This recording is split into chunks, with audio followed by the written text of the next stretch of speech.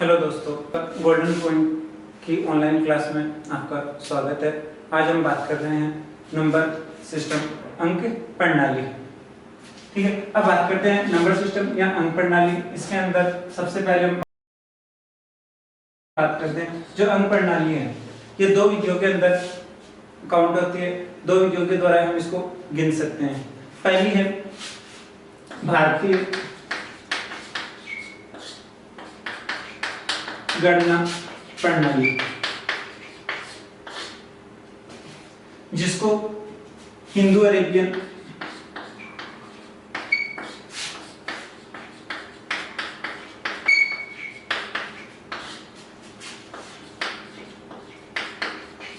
पद्धति भी कहा जाता है। ठीक, अब इसकी शुरुआत करते हैं। तो शुरुआत होती है इकाई से।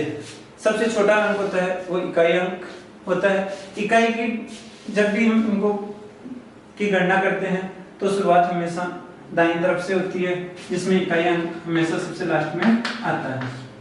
इकाई, दाई, सैकड़ा, हजार, 10,000,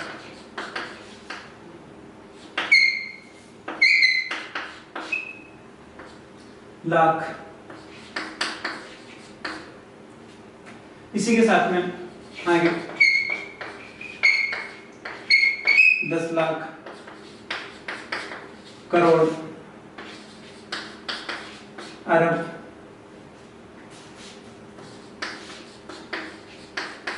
दस अरब। दूसरी पद्धति आती है इसमें अंतरराष्ट्रीय गणना पद्धति, जिसको इंटरनेशनल नंबर सिस्टम भी कहा जाता है। ठीक है, इसकी शुरुआत भी दाईं तरफ से होगी। जो शुरुआती अंक होगा इकाई होगा। इकाई अंक के बाद में इसकी जो काउंटिंग होगी दहाई, सैकड़ा,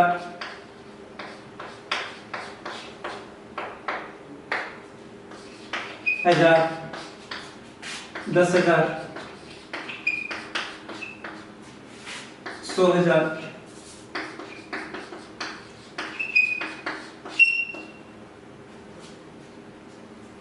100,000 के बाद में आएगा इसमें मिलियन, 10 मिलियन,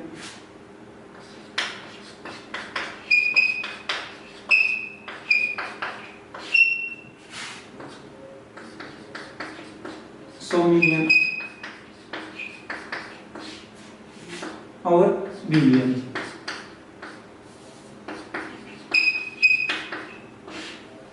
इस प्रकार से इनकी गणना की जाती है। अब दोनों के अंदर यदि हम अंतर देखते हैं तो दोनों में अंतर इतना ही है कि इकाई, दहाई, सैकड़ा, हजार, 10,000 तक दोनों में समानता होती है। केवल अंतर होता है तो इनमें जो आपका लाख है तो लाख को यहाँ पे 100,000 के रूप में काउंट किया जाता है। ठीक है, उसके बाद में इसमें मिलियन, 10 मिलियन और 100 मिलियन आ जाएगा। दूसरी सबसे बड़ा अंतर इनमें यह होता है कि भारतीय जो नंबर सिस्टम में या हिंदू अरेबियन जो पद्धति है उसके अंदर यदि हम अंकों की काउंटिंग करते हैं तो इनके जो शुरुआती 3 अक्षर होते हैं इनको 3-3 के रूप में काउंट किया जाता है। उसके बाद में प्रत्येक को 2-2 के तौर पे काउंट किया जाता है। जबकि अंतरराष्ट्रीय गणना पद्धति होती है उसके अंदर हर बार 3-3 का जोड़ा ही काउंट किया जाता है।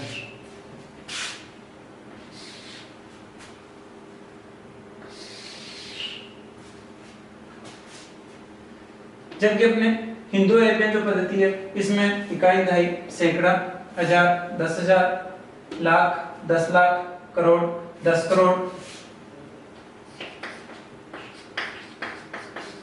अरब, 10 अरब।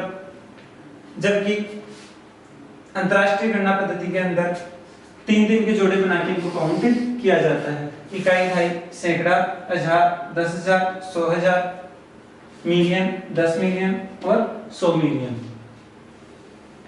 अब इसके बाद में आगे हम चर्चा करते हैं इनके प्रकार। अंकों के प्रकार के आधार पर इनको निम्न प्रकार से विभाजित किया गया है, जिसमें सबसे पहले आता है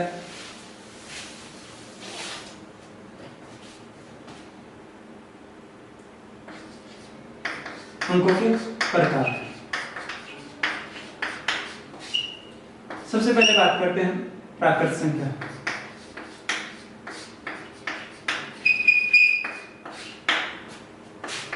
जिनको हम नेचुरल नंबर भी कहते हैं।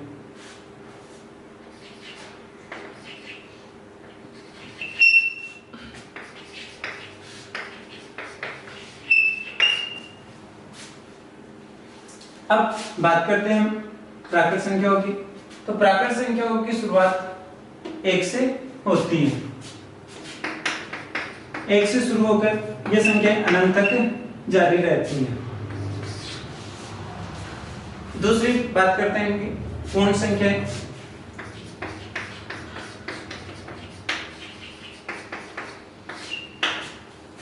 जिनको होल नंबर भी कहा जाता है।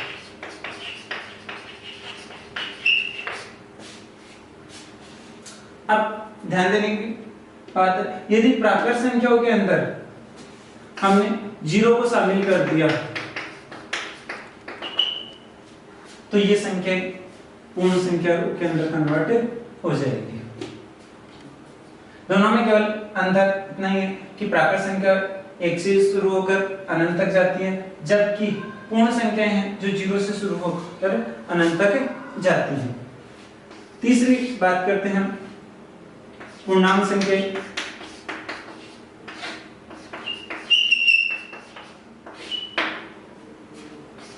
जिनको इंटीजर नंबर भी कहते हैं।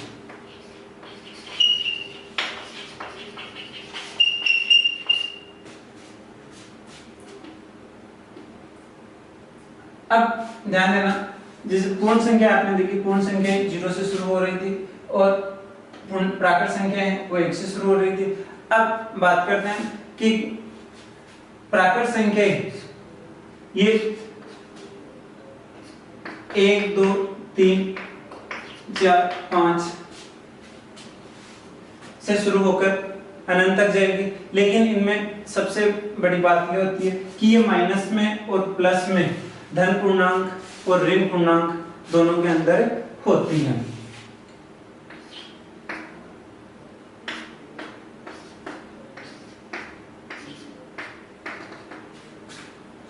अब ध्यान देना है इनमें कि पूर्णांक संख्या होती हैं जिनको हम संख्या रेखा के ऊपर निरूपित भी कर सकते हैं।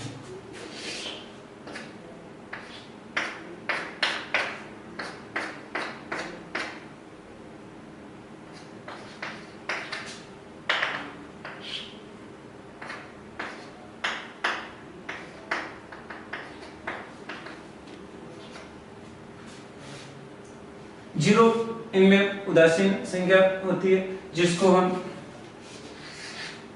ना तो धन संख्या में काउंट करते हैं ना ऋण संख्या के अंदर। ना ये संख्या धन पूर्णांक है ना ऋण पूर्णांक संख्या, ये केवल उदासीन होती है जिसकी वैल्यू ना तो ऋणात्मक है ना धनात्मक। जीरो से यदि हम ऊपर की तरफ जाते हैं, आगे बढ़ेंगे, तो हमेशा ये संख्याएं धनात्मक होती है। जीरो से यदि हम बाईं साइड बाईं तरफ आएंगे तो ये संख्या हमेशा ऋणात्मक आती है। दाईं तरफ बढ़ने पर ऋणात्मक से धनात्मक संख्या और बाईं तरफ आएंगे तो ऋणात्मक संख्याएं आएंगी।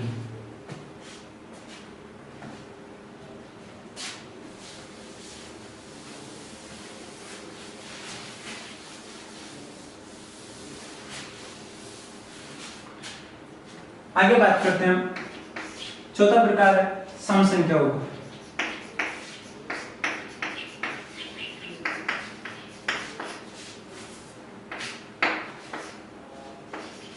जिनको हम इवन नंबर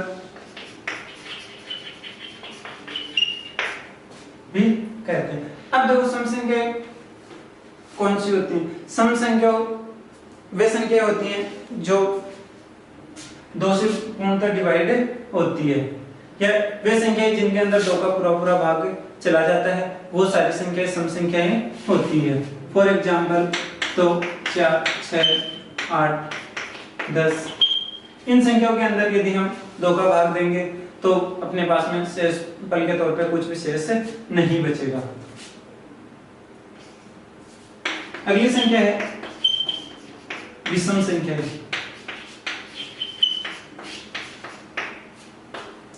जिनको ओड नंबर भी कहा जाता है।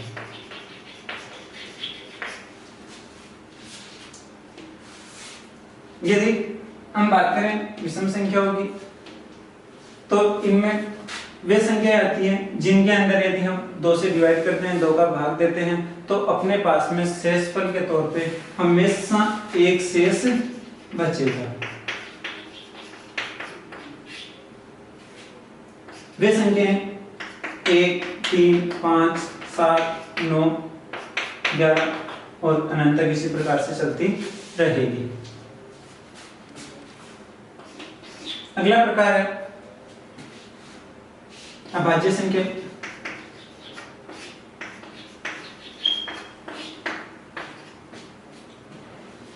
जिनको हम प्राइम नंबर भी कहते हैं।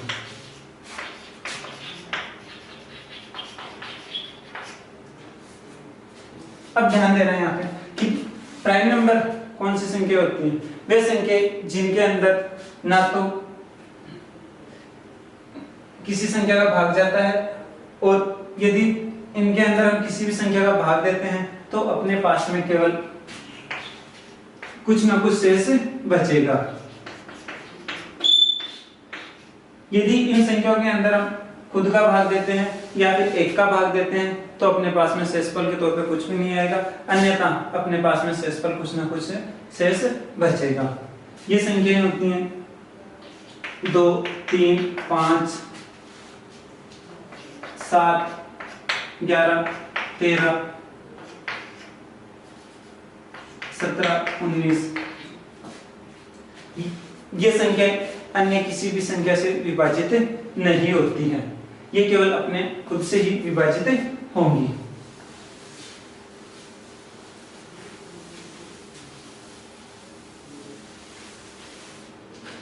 अब जैसे हम अभी बात कर रहे थे अभाज्य संख्याओं की,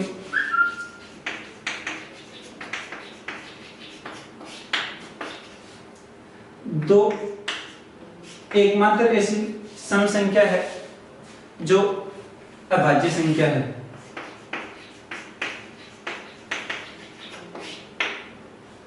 सबसे छोटी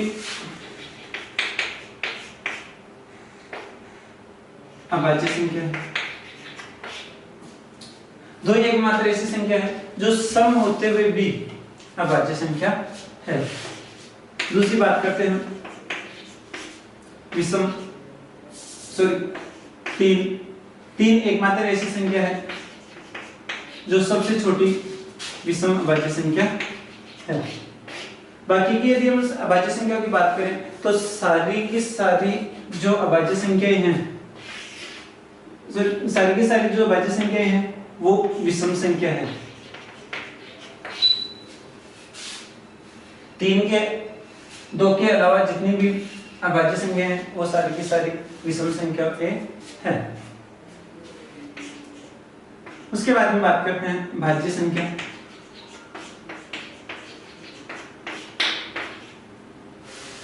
तो वे संख्या जिनके अंदर यदि हम किसी भी संख्या का भाग देते हैं तो अपने पास में शेषफल के तौर पे कुछ भी शेष नहीं बचता है।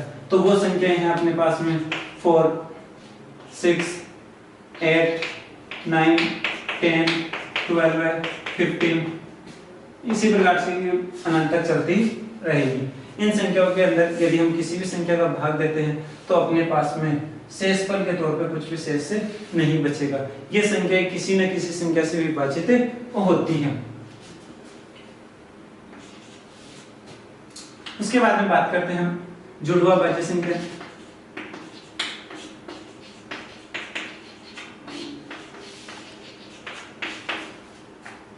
जिनको प्राइम नंबर भी कहते हैं।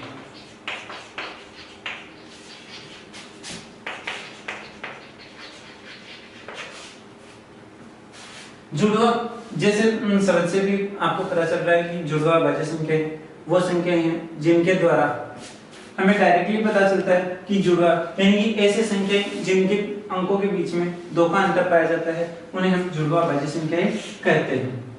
ये संख्याएं हैं 11, 13, 17, 19, 29, 31। इन संख्याओं के अंदर हमेशा 2 का अंतर पाया जाता है। दोनों ही संख्याएं अभाज्य संख्याएं होती है। आगे बात करते हैं सहभाज्य संख्याएं।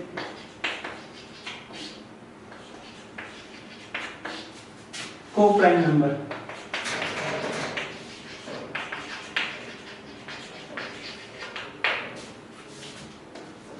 तो ध्यान देना, अगर को प्राइम नंबर कौन सी संख्या होती है, ये वे संख्याएं होती हैं जिनके अंदर कम से कम एक संख्या अभाज्य संख्या होगी और दोनों ही संख्याएं साथ में आएंगी। जैसे हम बात करें 11 की, तो 11 के साथ में 12 उसका सहभाज्य संख्या या उसकी सहभाज्य संख्या है। दोनों संख्याएं आपस में यदि हम भाग देते हैं या इनका एचसीएफ निकालते हैं तो अपने पास में एक से एक ही आएगा हमेशा।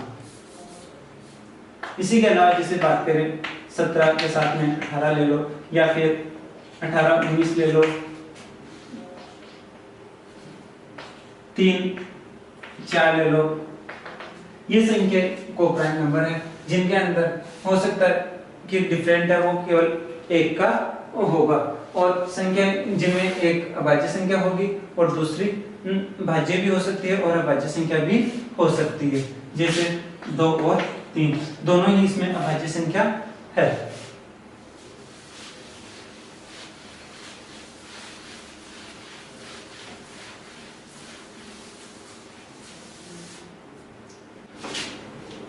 आगे है परिमेय संख्या,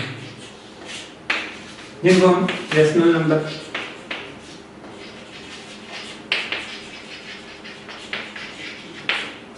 परिमेय संख्या कौन सी संख्याएं हैं, तो इनकी बात करते हैं कि वे संख्या जिनके अंदर, जिनको हम P/Q के रूप में लिख सकते हैं।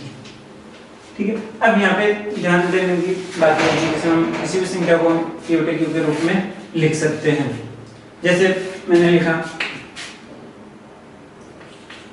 5/4, तो ये संख्या एक परिमेय संख्या के तौर पे काम में आएगी।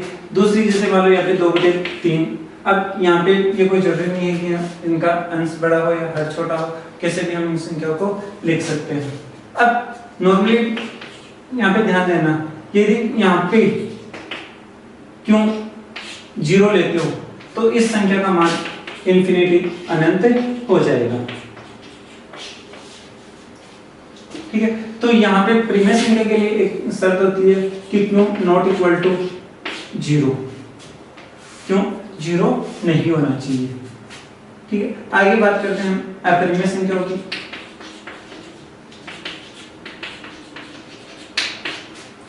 जिनको हम इरेशनल नंबर भी कहते हैं।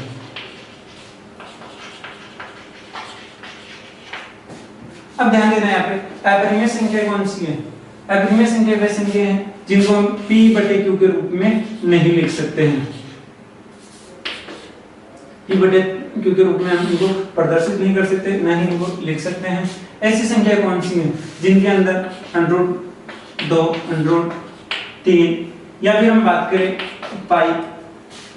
ठीक है, या हम बात कर सकते हैं कि जो भी अचर राशियां हैं जिनको हम P/Q के तौर पे नहीं लिख सकते हैं, तो वो सारी इसी के अंदर आ जाएगी अपरिमेय संख्या के अंदर।